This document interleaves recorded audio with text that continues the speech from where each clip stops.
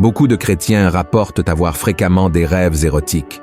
Mais pourquoi ce type de pensée nous vient à l'esprit pendant que nous dormons? Sommes-nous en train de pécher lorsque nous rêvons que nous avons des relations sexuelles?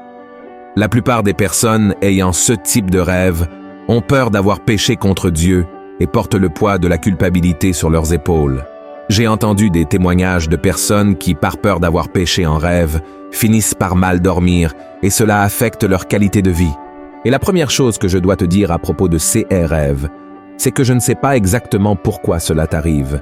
Cela peut être quelque chose de physique, hormonal, psychologique, ou même une attaque spirituelle où l'ennemi profite de tes faiblesses pour essayer de t'opprimer. La Bible dit que nous sommes au milieu d'une bataille spirituelle, ce qui peut entraîner des rêves indésirables, bien qu'il soit très difficile de savoir quand un rêve est vraiment l'œuvre de Satan. La plupart des rêves que nous faisons proviennent de notre esprit, donc nous ne pouvons pas penser que chaque rêve a une signification spirituelle. Cependant, j'ai déjà parlé avec des personnes qui ont fait des cauchemars terribles où elles ont été sexuellement abusées par un être spirituel qui les a visitées pendant la nuit et elles ont eu des relations sexuelles. Oui, cela arrive surtout à ceux qui ont eu des liens avec l'occultisme par le passé. Et évidemment, ces expériences sont démoniaques.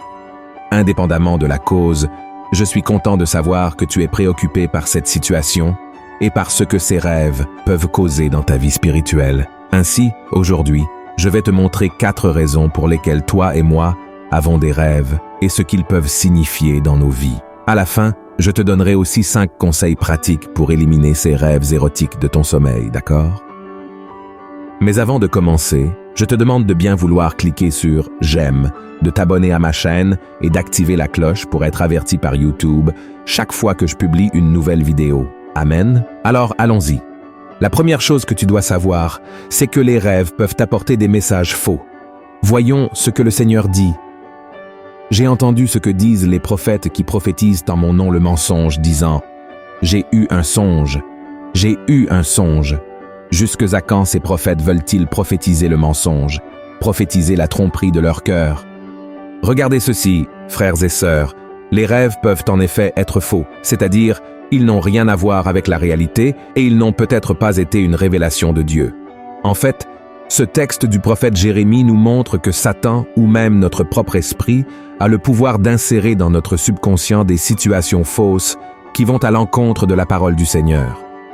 Alors, lorsque vous avez un rêve érotique ou vous trompez votre conjoint ou avez des relations physiques avec une autre personne, faites une prière demandant à Dieu de vous délivrer de ces cauchemars et de ne pas permettre que ce que votre subconscient a projeté pendant le sommeil ait une quelconque interférence dans votre quotidien, d'accord?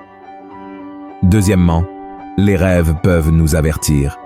Dans le livre de Job, chapitre 33, la parole du Seigneur nous dit « Dieu parle cependant, tantôt d'une manière, tantôt d'une autre, et l'on n'y prend point garde. Il parle par des songes, par des visions nocturnes, quand les hommes sont livrés à un profond sommeil, quand ils sont endormis sur leur couche. Alors, il leur donne des avertissements et met le sceau à ses instructions, afin de détourner l'homme du mal et de le préserver de l'orgueil, afin de garantir son âme de la fausse et sa vie des coups du glaive. » Regardez ceci, frères et sœurs, c'est merveilleux. Ce texte enseigne que Dieu utilise vraiment les rêves pour nous avertir et nous empêcher de pécher. Donc, si vous rêvez d'actes sexuels très souvent, il se pourrait que le Seigneur vous envoie un avertissement pour éviter que vous ne tombiez dans le péché dans un avenir proche. Et si c'est votre cas, soyez très attentifs aux situations qui peuvent se présenter à vous au quotidien, car ce qui peut sembler être une grande opportunité est en réalité un piège de Satan qui vous vaincra, vous fera pécher et vous éloignera de la présence de Dieu, d'accord? Soyez très vigilants. Troisièmement, les rêves peuvent nous tester. Dans le livre du Deutéronome, chapitre 13, il est écrit ainsi « S'il s'élève au milieu de toi un prophète ou un songeur qui t'annonce un signe ou un prodige, et qu'il y ait accomplissement du signe ou du prodige dont il t'a parlé en disant « Allons après d'autres dieux, des dieux que tu ne connais point, et servons-les. » Tu n'écouteras pas les paroles de ce prophète ou de ce songeur, car c'est l'Éternel, votre Dieu, qui vous met à l'épreuve pour savoir si vous aimez l'Éternel, votre Dieu, de tout votre cœur et de toute votre âme. Regardez ceci, frères et sœurs, Dieu peut permettre que le diable utilise de faux prophètes et des rêves mensongers, même accompagnés de signes et de merveilles, pour tester son peuple et voir s'il ne s'écarte pas de ses chemins. Donc, si cela vous arrive, rappelez-vous que le diable, votre cerveau, vos hormones, ou quoi que ce soit d'autre, ne vous vaincront pas et ne vous feront pas abandonner en plein chemin chrétien. Alors, au lieu de vous livrer à la peur ou au sentiment de culpabilité, parce que vous avez rêvé de quelque chose lié à la sexualité, souvenez-vous que vous ne serez pas condamné si vous restez ferme dans la parole de Dieu, car le Seigneur vous soutiendra et ôtera de votre esprit tout ce qui vous éloigne de lui. Amen. Et quatrièmement, les rêves peuvent révéler nos désirs. Ce message que je vais lire pour vous se trouve dans le livre d'Isaïe, chapitre 29, et j'aimerais vraiment que vous fassiez attention à ce qu'il dit. Regardez ce qui est écrit, et, comme il en est d'un songe, d'une vision nocturne, ainsi en sera-t-il de la multitude des nations qui combattront Ariel, de tous ceux qui l'attaqueront, elle et sa forteresse, et qui la serreront de près. Comme celui qui a faim rêve qu'il mange, puis s'éveille, l'estomac vide, et comme celui qui a soif rêve qu'il boit, puis s'éveille, épuisé et languissant. Ainsi en sera-t-il de la multitude des nations qui viendront attaquer la montagne de Sion. Regardez ceci, frères et sœurs. Ce passage nous prouve que dans de nombreuses situations, les rêves signalent nos désirs et besoins les plus profonds, y compris les aspects sexuels. Autrement dit, si vous vous couchez avec une grande soif, vous pouvez rêver que vous buvez quelque chose. Si vous dormez affamé, vous pourriez rêver d'un banquet, par exemple. Et si vous avez des désirs liés à la sexualité, vous pourriez bien fantasmer des situations dans votre esprit pendant que vous dormez. Tout cela à cause de vos désirs, de vos hormones et d'autres facteurs. Cela n'explique cependant pas pourquoi vous rêvez de personnes autres que votre conjoint si vous êtes marié. La question est, qu'est-ce qui vous pousse à avoir ces rêves? C'est là que la question du péché entre en jeu. Il se peut que ces rêves érotiques soient liés aux tentations venant de l'ennemi, parce que vous passez trop de temps sans relation sexuelle dans votre mariage, ou cela peut être un test ou un avertissement de Dieu. Dans ces cas, il n'y a pas de péché, car vous ne pouvez pas contrôler ce qui se trouve dans votre subconscient. Maintenant, si ces rêves sont le résultat de la convoitise envers une autre personne que celle avec qui vous êtes marié ou parce que vous nourrissez vos fantasmes sexuels avec de la pornographie, alors vous péchez, non pas dans le rêve, mais dans votre vie quotidienne. Dans ce cas, il vous appartient de changer de vie et de ne pas laisser de place au péché, d'accord? Voyons ce que dit la Bible.